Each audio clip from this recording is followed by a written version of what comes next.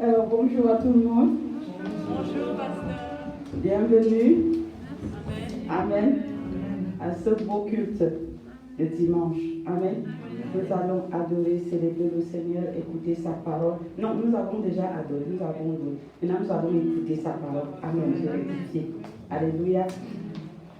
Comme dit souvent notre pasteur, que nous sommes le ministère de l'épouse qui marche sur le jardin.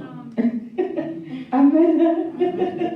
Donc, nous marchons dans la sanctification, nous marchons dans la consécration, nous marchons dans l'amour, dans la paix, dans la joie et tout ça là. Ce n'est pas en vain. Alléluia. Je vais d'abord remercier le Seigneur parce qu'il y a des bonnes choses aujourd'hui. Amen. Seigneur, nous te remercions, nous te rendons grâce pour ce culte de dimanche matin. Tu as prévu des encouragements, des bonnes choses pour tes enfants qui te cherchent en esprit et en vérité. Pour ton épouse en particulier. Parce que tes bénédictions ne sont pas vraiment pour tout le monde. C'est vrai, tu aimes tout le monde. Mais il y a des choses que tu fais avec ceux qui te craignent et que tu ne fais pas avec tout le monde. Merci pour ce culte, pour cette parole, pour ces promesses qui nous sont destinées aujourd'hui. Que la gloire te revienne. Père, nous allons les recevoir avec joie, avec amour. Et nous te sommes reconnaissants à l'avance au nom de Jésus. Amen. Amen. Donc, je vais commencer par Hébreux, parce qu'il y a deux passages.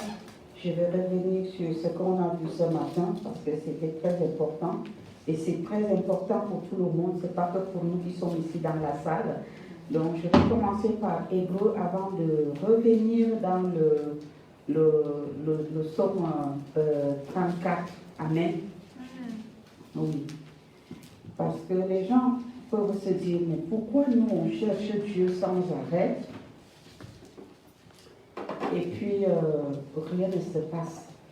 Dernièrement, le Seigneur il nous a amenés à comprendre la valeur, l'importance des proclamations de ces promesses dans nos vies. Parce que des fois, c'est parce que nous ne proclamons pas ces choses.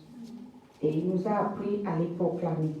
Et désormais, on sait les proclamer. Amen. Ce matin, nous allons voir ce qu'il nous dit dans le livre d'Hébreux au chapitre 6, le verset 10. J'attends, je vous attends. Et qu'ensemble, nous puissions être prêts au jour de son avènement. Amen. Donc, nous sommes supposés être tous les intercesseurs des nations, les sentinelles des nations, dans sa maison, pour se préparer en tant qu'épouse de Christ. Ce travail, donc, ceux qui ont déjà saisi cette révélation, Dieu vous dit ce matin, il n'est pas injuste pour oublier l'interdit durant les services au sang, parce que beaucoup ne savent pas. L'ignorance tue. Amen. L'ignorance tue. La Bible dit, tu connaîtras la vérité, elle t'affranchira. Quand tu dis la vérité, tu rappelles la vérité à un frère, à une soeur, à quelqu'un autour de toi. Tu rends des services au sang. Dans la maison de Dieu. Amen. L'ennemi n'aime pas quand Dieu veut bénir ses enfants. Et nous sommes bénis aujourd'hui. Vous allez entendre cette bénédiction aujourd'hui. Vous allez la recevoir. Amen. Il nous faut la collection. Parce que papa a décidé de nous dire que tout le travail que vous faites dans ma maison, je suis content. Et je ne suis pas injuste. Hein, pour vous oublier. Il commence à nous couper la connexion. Nous allons recevoir notre bénédiction aujourd'hui. Elle est pour nous. Dis, je prends possession de mes bénédictions. Au nom de Jésus. La parole qui va sortir, elle sera vie et esprit en moi. Au nom de Jésus-Christ. Amen. Nous reprenons notre passage de Hébreux 6, 10 que le Père nous a donné. Car Dieu n'est pas injuste pour oublier votre travail et l'amour que vous avez montré pour son nom, ayant rendu et rendant encore des services aux saints. Nous avons rendu des services aux saints, comme je disais tantôt, par notre intercession, par nos prières, par nos exhortations. Amen. Parce que la vérité libère. La Bible dit, tu connaîtras la vérité et elle t'affranchira. L'ignorance est un péché. Oui, l'ignorance est un péché. Et la Bible dit également que si tu connais dans Jacques, il dit, si tu connais ce qui est bien, et tu ne le fais pas, tu commets un péché. Donc le fait qu'on interpelle nos frères et sœurs qui sont dans l'erreur, ou nous-mêmes aussi, amen, et qu'on prenne la décision de dire, Seigneur, je sais que je ne suis pas juste. Je sais qu'il y a encore telle chose en moi.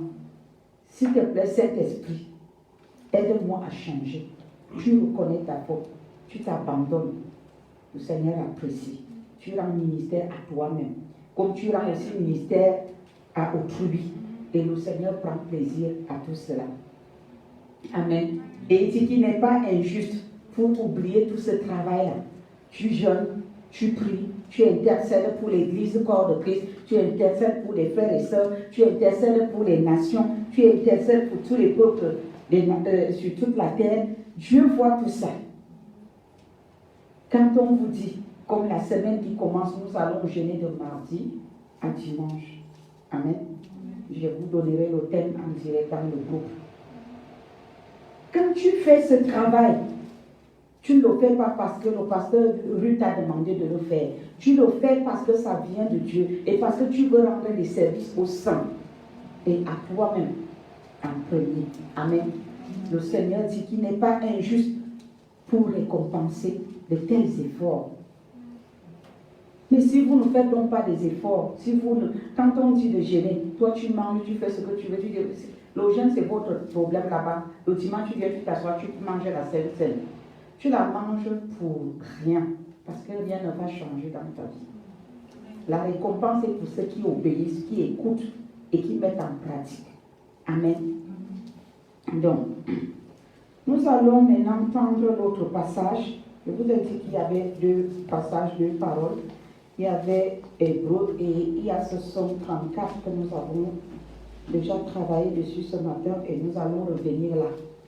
Parce que c'est pour tous les enfants de Dieu. Nous qui sommes là et ceux qui sont connectés. Que le Seigneur aide ceux qui étaient connectés à se reconnecter. Amen. Parce qu'ils ne doivent pas passer à côté de ce que nous allons recevoir aujourd'hui.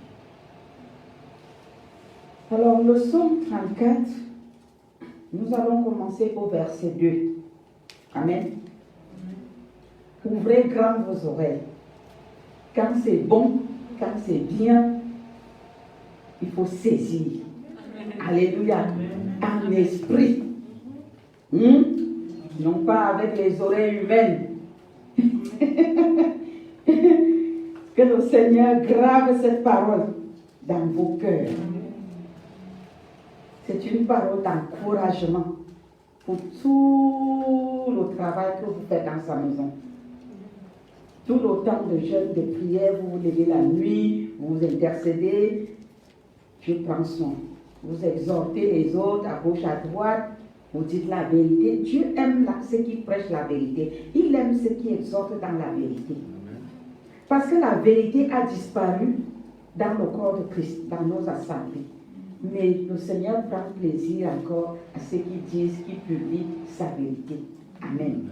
Donc si tu es parmi ceux qui disent la vérité, sache que cette parole est pour toi. Alléluia. Je bénirai l'Éternel en tout temps. Sa louange sera toujours dans ma bouche. Je m'arrête là. Il dit, je bénirai l'Éternel en tout temps. C'est-à-dire à tout moment. Même quand tout semble être noir, sombre, sans issue, les montagnes ont poussé jusqu'à, je ne sais pas, tu commences à le bénir. Quand tu as très mal, pendant que tu pleures, les larmes coulent, bénis l'Éternel. Vous comprenez? Bénis l'Éternel.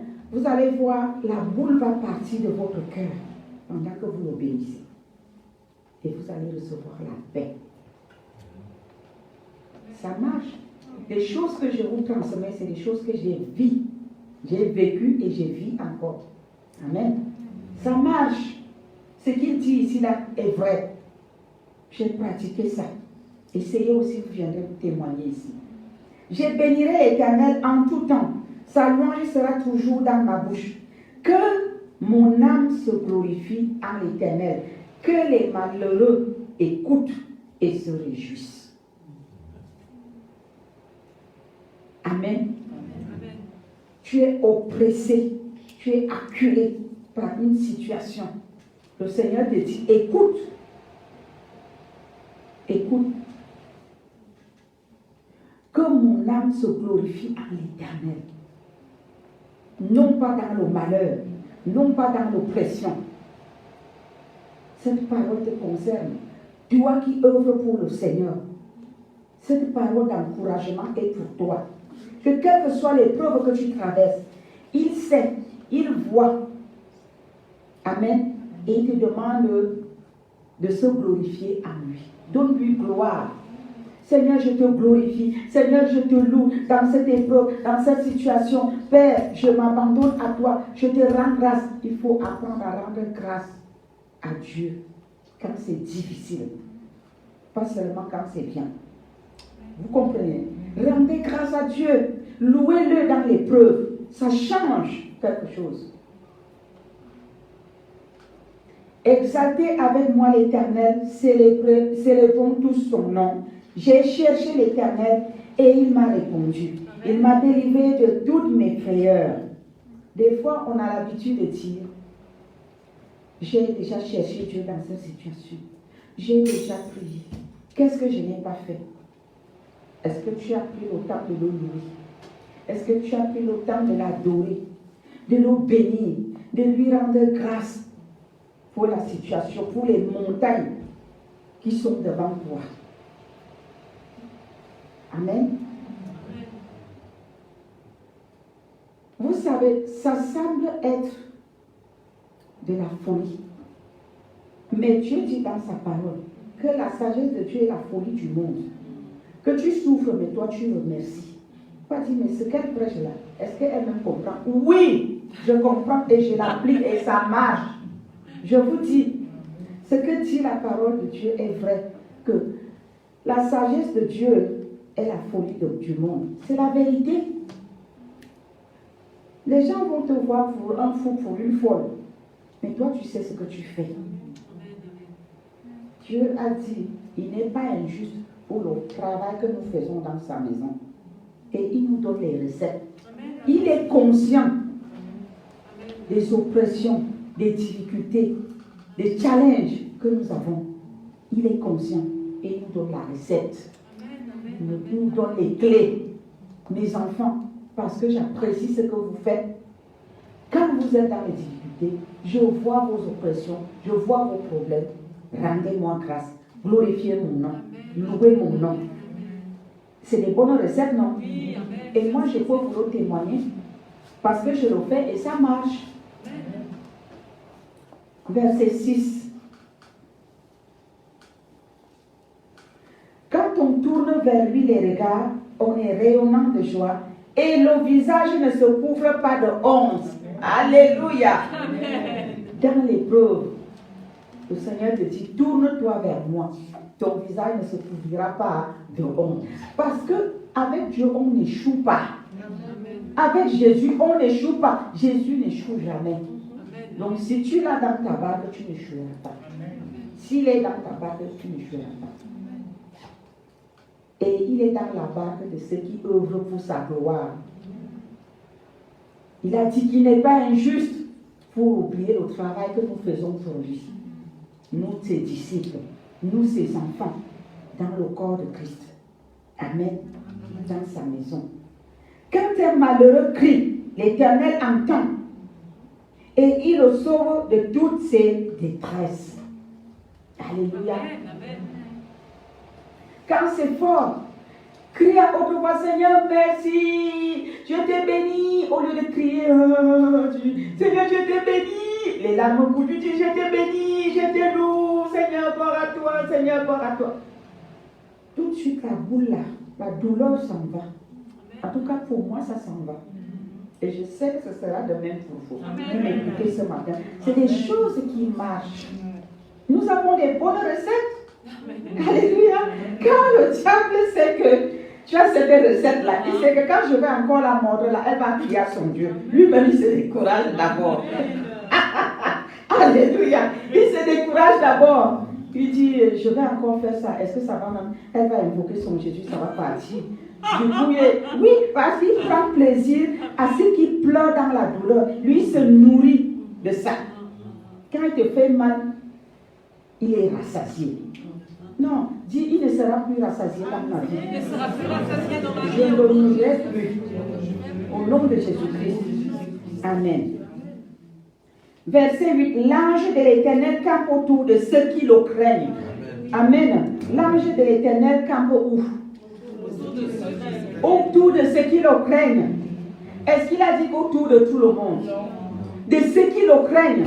Vous comprenez donc pourquoi est-ce que nous, les enfants de Dieu, nous devons craindre notre Dieu, l'Éternel notre Dieu. Nous devons marcher dans la crainte, dans l'obéissance, dans la soumission. Alléluia. La crainte de Dieu te conduit à lui obéir. Amen. Si tu n'as pas la crainte de Dieu, tu vas marcher dans la désobéissance, dans la rébellion. Tu vas résister à sa volonté. Vous savez, dans la maison de Dieu, il n'y a pas d'indépendant. L'indépendance, ce n'est pas dans la maison de Dieu. Nous sommes tous dépendants de notre Dieu. Amen. Oui, nous dépendons de lui. L'obéissance. Tu ne viens pas dans la maison de Dieu faire ta volonté, dire moi je fais ce que je veux. Alléluia. Tu veux faire ce que tu veux, tu restes dans le monde. Dans la maison de Dieu, c'est l'obéissance et la soumission. Et son ange campe autour de toi. Amen. Tu peux venir. Tu dis, moi je vais rester comme j'étais dans le monde. Il n'y a pas de problème. Mais tu ne vas pas bénéficier de ça. Il dit, l'ange de l'Éternel campe autour de ceux qui le craignent. Si tu n'as pas la crainte, tu oublies. Il ne va pas changer à cause de toi. Ses lois sont établies. Ses principes sont là. Si tu marches selon ces principes, eh bien tu en manges les fruits. Les promesses de Dieu sont pour ceux qui respectent ces principes. Amen. Ce n'est pas parce que tu es dans la main. Tu peux rester là 50 ans, 100 ans. Mais si tu n'écoutes pas, tu n'obéis pas, lui, la loi divine, c'est les principes. Tu marches, tu reçois. Tu ne marches pas, il est là, il t'attend. Le jour que tu es fatigué de tourner en rond, tu viens, tu dis, tu es fatigué? Oui, alors, donne ta main pour recommencer, pour marcher ensemble. Tant que tu n'es pas encore fatigué, si tu l'as laissé ici, il reste là, tu vas faire tout le tour du monde entier. Jusqu'au jour où tu vas dire, je retourne là où je l'avais déposé. Amen. Amen. Et quand tu arrives, il te tend la main. Amen. Tu donnes la main, il prend ta main. Amen. Il dit, on peut y aller? Tu dis oui. Le oui là veut dire quoi? Le oui veut dire, Seigneur, je renonce à moi-même. Je renonce à mon ego. Je renonce à ma résistance. Je renonce à ma désobéissance. Je renonce à mon indépendance. Il n'y a pas d'indépendant dans la maison de Dieu. Pas d'indépendance. Nous sommes tous dépendants de lui. Et qui dit dépendant de lui, dit dépendant de sa parole. Et qui dit dépendant de sa parole, dit soumission à l'autorité. Toute autorité a été établie par Dieu. Amen. Quand l'autorité est là, on doit écouter. Parce que toute autorité vient de Dieu. Alléluia. L'ange de l'Éternel campe autour de ceux qui le craignent et il les arrache au danger. Quand un danger t'arrive, tu dis, Seigneur, tu as dit que ton ange campe autour de ceux qui te craignent. Je fais des efforts pour te craindre. Envoie ton ange me sauver de cette situation. Il y a des situations, tu regardes le ciel, tu regardes la terre, tu dis je suis cuit. Non, tu n'es pas cuit ou cuite. Alléluia. Invoque-le. Il a dit, rappelle-lui cette promesse. Et la situation va changer devant tes yeux comme ça. Alléluia. Sentez et voyez combien l'Éternel est bon. Heureux l'homme qui cherche en lui son refuge. Heureux l'homme qui cherche en lui. Quand il dit l'homme, ça veut dire homme avec grand H, c'est-à-dire l'être humain. Amen. Heureux l'homme qui cherche en lui son refuge. Vous comprenez? Si toi tu ne cherches donc pas ton refuge en lui, est-ce que tu es concerné? Il a dit, hein, je ne suis pas ingrat pour oublier le travail que vous faites dans ma maison. Amen. Craignez l'Éternel, vous ses saints, car rien ne manque à ceux qui le craignent. Si quelque chose te manque, dis-lui Seigneur, où est-ce que j'ai raté l'épisode? Moi, je crois que je te crains, parce que quand tu parles, j'obéis. S'il y a des choses en moi qui ne te glorifient pas, s'il te plaît, pardonne-moi et enlève-les.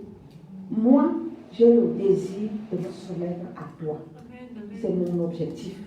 Alors, réponds à ta prière. Que rien ne me manque. Parce que dans mon cœur, je sais que c'est toi que je cherche.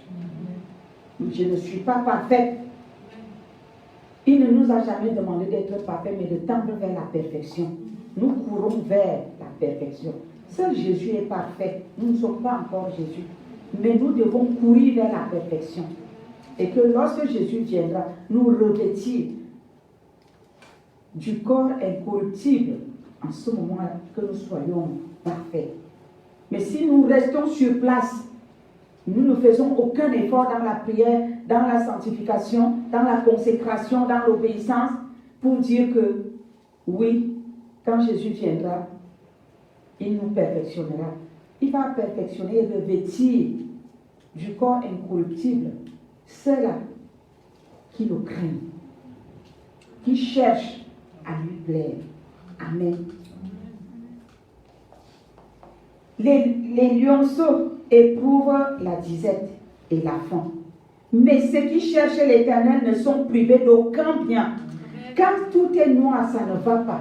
Il faut prendre ce passage. Vous comprenez? Et vous commencez à rappeler à Dieu sa parole dans votre vie, dans votre situation. La parole de Dieu, c'est des principes. Dieu répond par sa prière, par sa parole. Lorsqu'il dit une chose, il accomplit. Et s'il nous a promis quelque chose, nous devons nous tenir sur cette promesse qui est sa parole. Et ça va s'accomplir. Il dit, si vous demandez quelque chose à mon nom, je le ferai. Amen. Verset 12. Venez mes fils, écoutez-moi, je vous enseignerai la crainte de l'Éternel. Il nous appelle. Venez mes fils, écoutez-moi, je vous enseignerai la crainte de l'Éternel. Quand on dit aux gens que en Dieu, l'esprit est un, vous voyez, il parle ici au masculin parce que pour lui, il a créé un seul homme et de cet homme, il a tiré la côte, il a créé la femme. Amen. L'esprit est un. Devant Dieu, nous sommes fils, que tu sois homme ou femme. L'esprit est un. Vous comprenez? Il n'y a pas d'acception avec Dieu. L'esprit est un. Amen. Vous comprenez? L'esprit est un. Nous sommes esprit. Et c'est là où il n'y a pas esprit femelle, esprit mâle. L'esprit est un. L'esprit de Dieu. Vous comprenez? C'est pour ça qu'il parle de fils. Nous sommes tous fils de Dieu. Le langage du monde nous fait dire fille de Dieu, fils de Dieu, fille de Dieu, fils de Dieu. Mais en fait, en esprit, nous sommes un. Nous sommes esprit. C'est physiquement que nous sommes différents. Parce que la femme sort de la côte de l'homme. Vous Comprenez? Quel est l'homme qui craint la vie, qui désire la prolonger pour jouir du bonheur?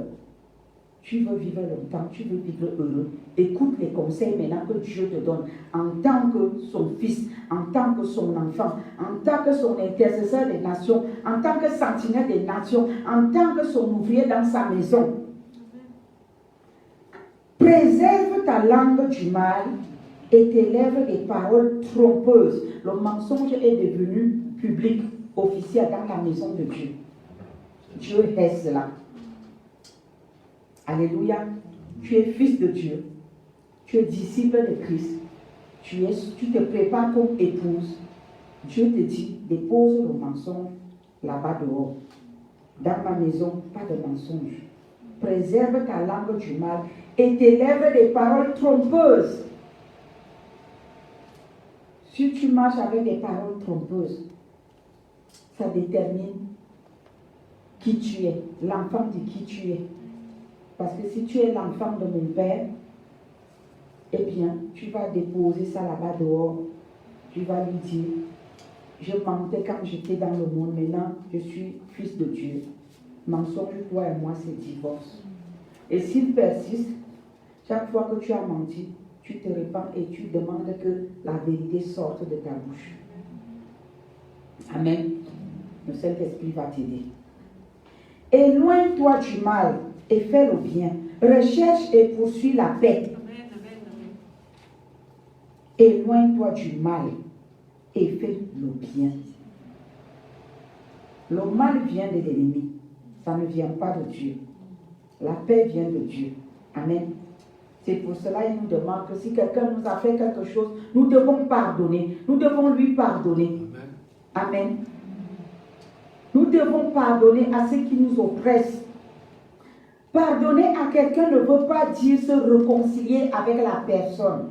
Parce qu'il y a des gens qui disent, ah, ce qu'il m'a fait est trop mauvais, je ne peux pas lui pardonner. Tu dois pardonner, c'est un ordre divin. Dieu ne demande pas notre avis. Alléluia.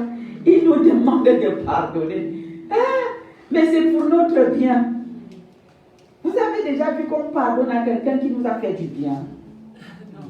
Justement, c'est parce qu'on nous a blessés, ça fait mal que nous devons pardonner. On pardonne à quelqu'un qui t'a offensé. Ça ne sert à rien de dire ce qu'il m'a fait est trop grave, c'est impardonnable. Non, il n'y a rien d'impardonnable. C'est pour nous libérer du joug. Parce que lorsque nous ne pardonnons pas, nous ouvrons une porte à Satan dans notre vie. Et Dieu ne voudrait pas comme ça. Amen. Il faudrait qu'on pardonne et que les bénédictions, les promesses qu'il nous a données s'accomplissent dans nos vies. Amen. Donc, nous devons pardonner, c'est un ordre divin, pour que notre vie puisse avancer. Et lorsque nous pardonnons, Dieu, il fait justice. Éloigne-toi du mal et fais le bien.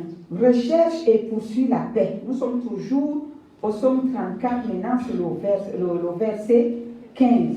Éloigne-toi du mal et fais le bien. Recherche et poursuis la paix. Les yeux de l'Éternel sont sur les justes et ses oreilles sont attentives à leurs cris. Les oreilles de l'Éternel sont attentives à leurs cris. Allez lire 2 Chroniques 7, 14 à 15. Amen. Le juste, c'est celui qui a reconnu son péché, il a confessé à Jésus et Jésus le justifie. Et lorsque tu pries, en ce moment-là, le Seigneur t'écoute, il t'exauce. Amen. Quand on offense les gens, on doit leur demander pardon. S'ils sont loin, on va à genoux, on parle à Dieu, on reconnaît notre faute, on demande pardon. En ce moment-là, tout ce que nous allons demander à notre Dieu, il va nous exaucer. 2 Chroniques 7, 14, 15. Et il dit ici, les yeux de l'Éternel sont sur les justes. On est juste comment? Par Jésus-Christ. C'est lui le juste. Et si tu veux être justifié, être appelé juste, il faut confesser tout à ton avocat défenseur, qui est Jésus-Christ. Si tu as une affaire en justice, tu prends un avocat. Hein? Ton adversaire prend aussi un avocat. Ton adversaire qui s'appelle le diable, il connaît tes fautes, il connaît tes péchés. Et toi, tu ne cours pas vers Jésus pour aller lui dire toute la vérité. Lui qui est ton avocat. Maintenant, devant Dieu, Satan se met à t'accuser. Même que Jésus connaît ta faute, mais tu n'as pas confessé. Dans 1 Jean, chapitre 1, verset 7 à 10, il dit que si nous disons que nous n'avons pas de péché, nous faisons Dieu menteur.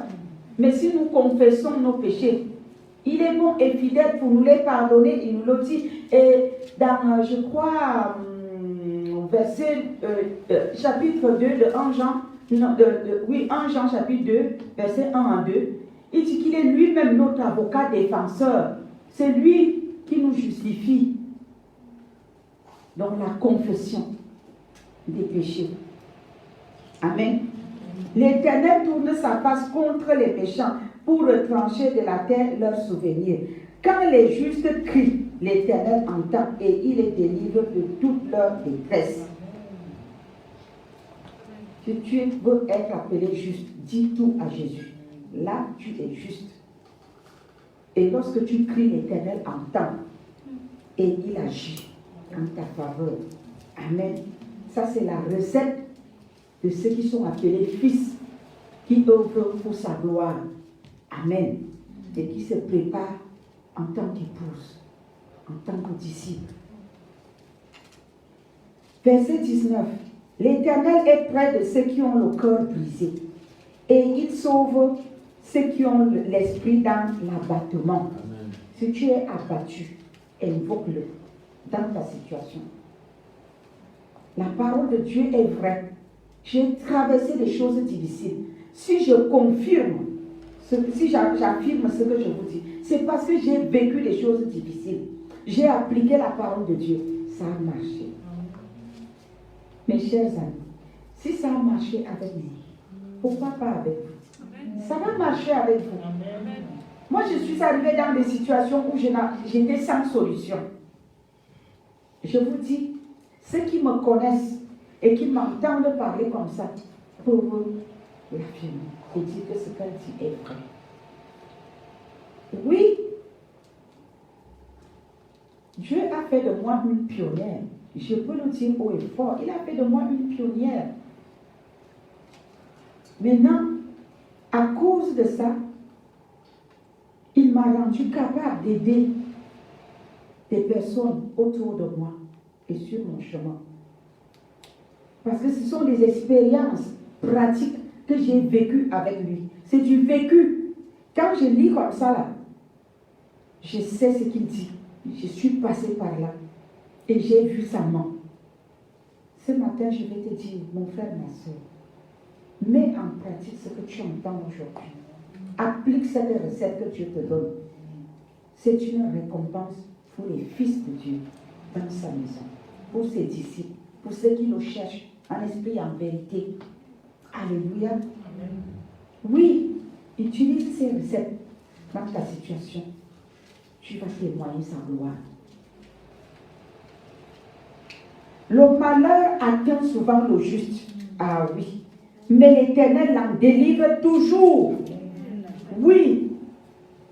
L'Éternel m'a délivré des griffes de l'ennemi à maintes reprises. Pas une seule fois, pas 2 fois, plusieurs fois. Des situations difficiles. J'ai raté 3 accidents d'avion. Des agressions à pied. Un voleur est rentré dans notre maison un jour. Nous étions encore au nord à Garoua. Les enfants étaient petits. J'étais seule à la maison avec. J'ai pris le téléphone, j'ai appelé le commandant. Il m'a dit qu'il ne peut rien. J'ai appelé chez le commissaire, personne n'a pris. Mais j'avais oublié d'appeler les gardiens parce que la maison était derrière la sonnette, derrière la société. Donc il y avait les gardiens ici, il fallait passer par là pour arriver chez nous. Mais il était passé par-dessus la clôture. Et quand j'ai vu la main qui arrachait déjà la fenêtre en fer, Je prenais le temps de téléphoner, j'étais seule à la maison, mais il n'y avait personne. Je ne connaissais pas encore Dieu comme je le connais aujourd'hui. J'étais encore catholique, mais je savais qu'il y a un Dieu qui existe. J'ai dit, mon Dieu, aide-moi. J'étais avec un petit garçon de, je crois qu'Irénée devait avoir dans les 16 ans. C'était un petit neveu comme ça, de famille. Lui, il a fait l'erreur où je ne sais pas qu'est-ce qu'il avait pris. Il a tapé sur le monsieur quand il voulait entrer dans sa chambre parce qu'il était caché. On était caché derrière les rideaux. Avec des grands rideaux comme ça, on est parti. C'est caché derrière les rideaux. Et mais nous, on le voyait, il ne nous voyait pas. J'avais fermé la chambre des enfants, j'avais la clé dans mon pyjama, dans la poche. Et puis lui, il dit, non, il va dans ma chambre. Je dis, reste là. Et lui ne m'a pas écouté. Je ne sais plus qu'est-ce qu'il avait pris quelque chose. Il m'a lancé, ça m'a touché. Et le petit, lui, il est parti dans l'autre pièce, il a fermé la porte. Je suis restée au salon seule. Il a vu comment le rideau a bougé. Il a fait comme ça, il m'a vu. Il m'a regardé. Il a ramassé un gros tabouret comme ça. Pour me frapper, j'ai plongé sur la table. Après, il est venu à côté de là-bas. Il m'a regardé. Il a fiasqué. Il est reparti. Il est monté sur la fenêtre. Il est tombé dehors. Il est parti. C'est là où je pense que, il est dehors. À qui les gardiens? J'ai donc appelé les gardiens. Ils ont décroché. J'ai dit, il y a un voleur dans la concession. Il y a un voleur. Donc, eux aussi, ils ont alerté parce que là où il y avait la sonnelle, il y avait beaucoup d'entreprises. Il y avait la sonnelle, il y avait la sirène, et puis il y avait les bureaux de l'agriculture. Donc, il y a plein de gardiens. Ils ont alerté les autres gardiens. C'est alors qu'on l'a attrapé. C'est Dieu qui a fait cela. Amen. C'est pour dire, je ne le connaissais pas, mais je l'avais invoqué. J'avais dit, Seigneur, c'est toi seul, mon Dieu, qui peut me sauver ici, là, chez personne. Vous voyez, je ne le connaissais pas encore, mais je l'avais invoqué, mais il a agi. Vous comprenez? Mais combien de fois, toi et moi qui le connaissons déjà mieux maintenant, quand tu es dans une situation, tu es en danger, invoque-le. Invoque-le. S'il m'a répondu, je ne le connaissais pas encore bien. Il a répondu. Pourquoi pas toi et moi? La Bible dit, maudit soit l'homme qui se confie dans l'homme. Le plus souvent, la première réaction, l'ennemi nous pousse à nous confier aux hommes. Ce n'est pas interdit. À certains moments, il faut parler pour se libérer.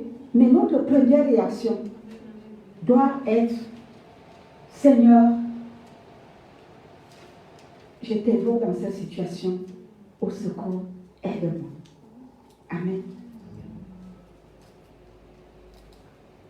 Il garde, verset 21, il garde tous ses os. Aucun d'eux n'est brisé. Oui, aucun d'eux n'est brisé. Il m'a sorti d'un accident de circulation grave. Je mourrais de cet accident. Mais il m'a reconstitué. J'ai aujourd'hui un nez. Ce nez était resté au goudron par terre. J'ai passé 2 ans avec un truc ici, un masque ici. Le temps que, parce qu'on m'injectait et le nez poussait à l'hôpital général. Si vous regardez très bien, il ne restait que la cicatrice. C'était un creux. Quand ça s'est fermé, ça a laissé cette petite cicatrice. Là, je venais de donner ma vie à Jésus quand j'ai eu cet accident, 2 semaines après ma nouvelle naissance. La seule chose que je savais faire, comme j'entendais ces gens-là prier, ils disaient, on invoque le sang de Jésus. Moi aussi, sur mon lit de maladie, d'hôpital, je disais, sang de Jésus, le sang de Jésus. Dieu écoute les nouveaux convertis, il exauce leurs prières. Amen. Et ça marche. Verset 22. Le malheur tue les méchants et les ennemis du juste sont châtiés. Quand Dieu nous dit de pardonner, quand le méchant t'oppresse, il t'écrase, il te fait du mal, pardonne, Dieu lui-même va se lever pour le châtier. Amen. Amen. Mais si tu ne pardonnes pas, Il ne peut pas se lever pour châtier.